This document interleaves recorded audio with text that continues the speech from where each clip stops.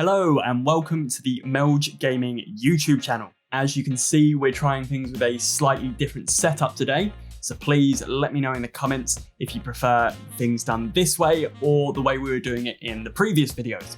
In my very first video, I made a couple of statements that quite a few people have asked me about. It seems some people have found them to be quite controversial, so we're going to spend some time today looking at those. Now, if you've not seen the original video, I highly recommend that you check it out.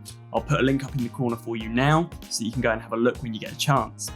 Now, the two comments that I made that people have been asking me a lot about are that streaming is easy and that streamers should get away from the numbers game. So we're going to look at these two statements in a bit more detail and see what we can figure out. Let's get into it.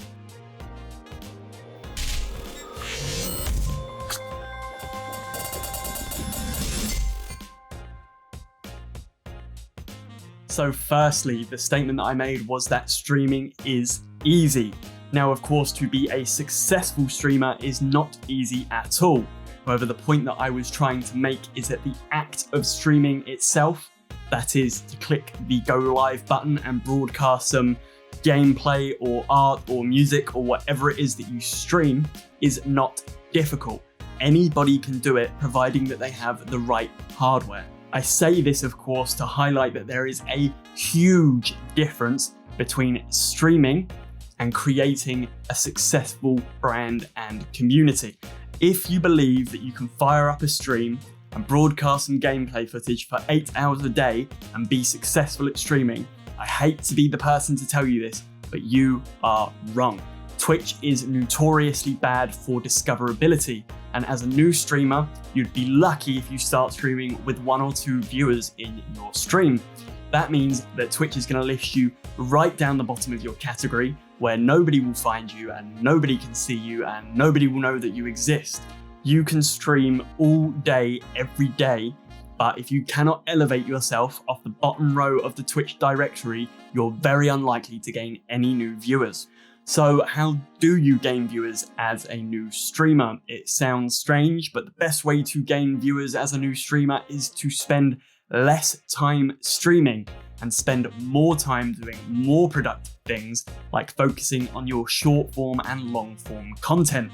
Now, your short form content, that's your TikTok or your Instagram or your Twitter, and your long form content is your YouTube or your Facebook.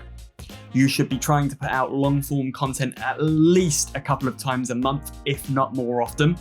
And short form content should be seeing activity at least 4 or 5 times a week. But above all else, you need to make the content that you put out engaging.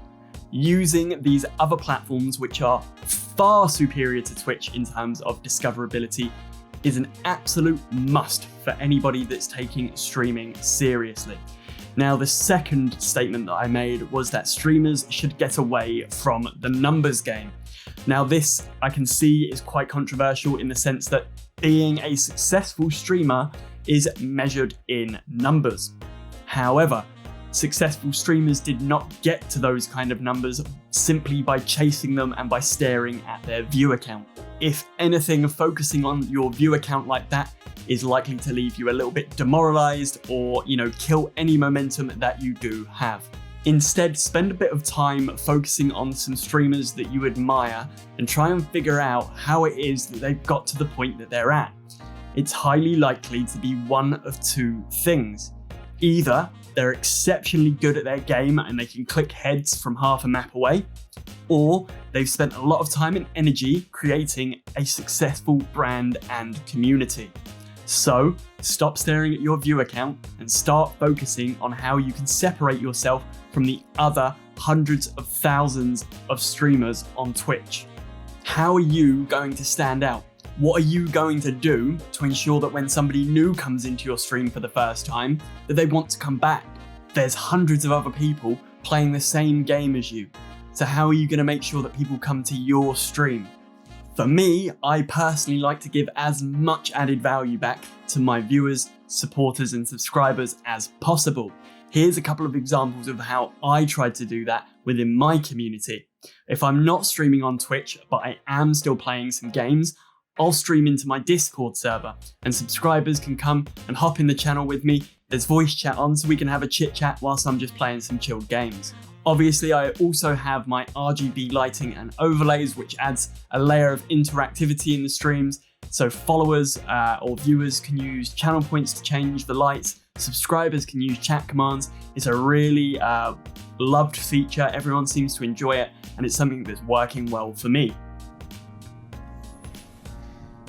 It feels so weird. Hey, thanks for the green, Rhino.